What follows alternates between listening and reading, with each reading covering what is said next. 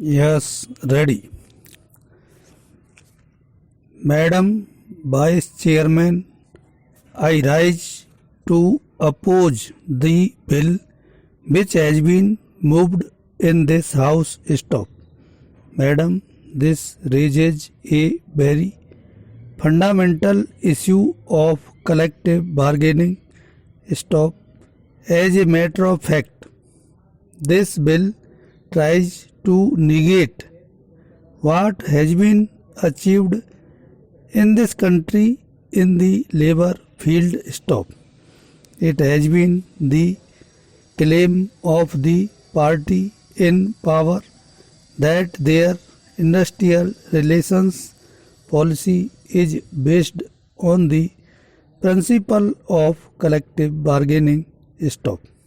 What we find in practice is the outright rejection of this particular policy. Stop.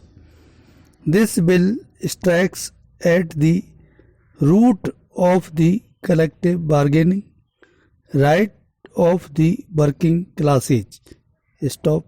I believe that this right has been given through the Constitution, but the way in which this right is sought to be circumvented and rejected, it also means that the right to organize is being negated, which is also guaranteed in the Constitution. Stop.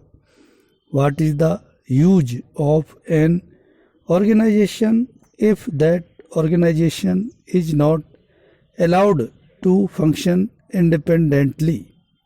To safeguard the rights of the workers, to protect the rights of workers, as also to advance the rights and to see that the standard of living is improved from time to time. Stop.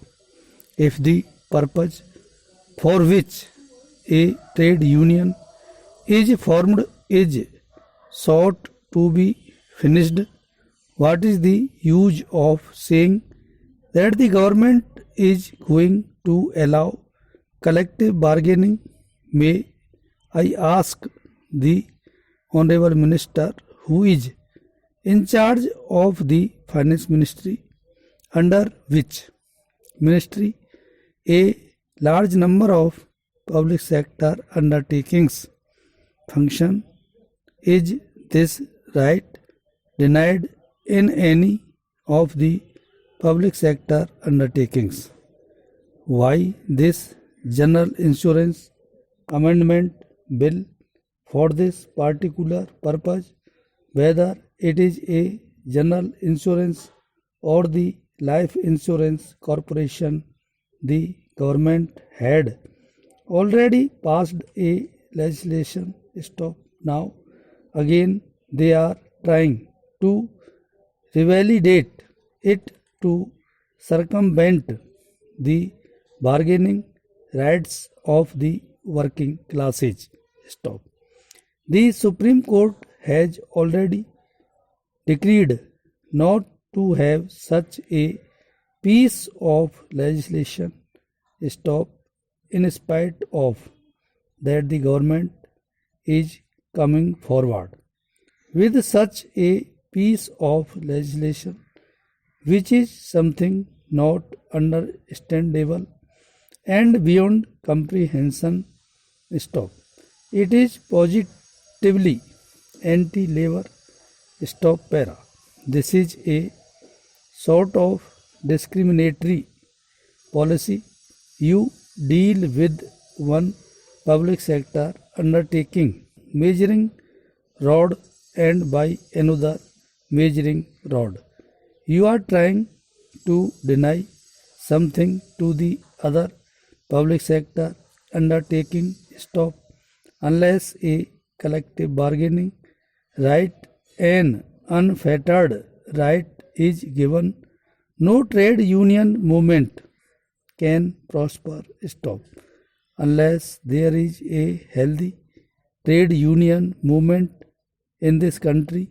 How can the society progress and how can the exploited sections of the people be properly protected? Stop here. Madam Vice Chairman, I rise to welcome this particular bill. Stop.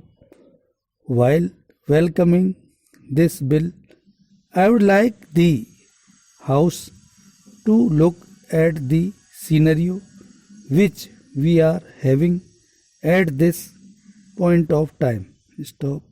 We find that 24% of the population living in the urban areas are scattered in various towns all over the country. Stop. If we look at the cities as a whole or any city or any town for that sake, what do we find? We find slums and transport a nightmare. Stop. Electric supply, we call it functioning, but we have experienced it only yesterday in this capital where it was dislocated for 4-5 hours. So you can imagine as to what must be happening in other urban areas of the country. Stop. I would just like to refer also to the water supply. Stop. Not merely it is not in the quantity in which it should be, but we find even in the city of Delhi a large number of people going without water. Stop.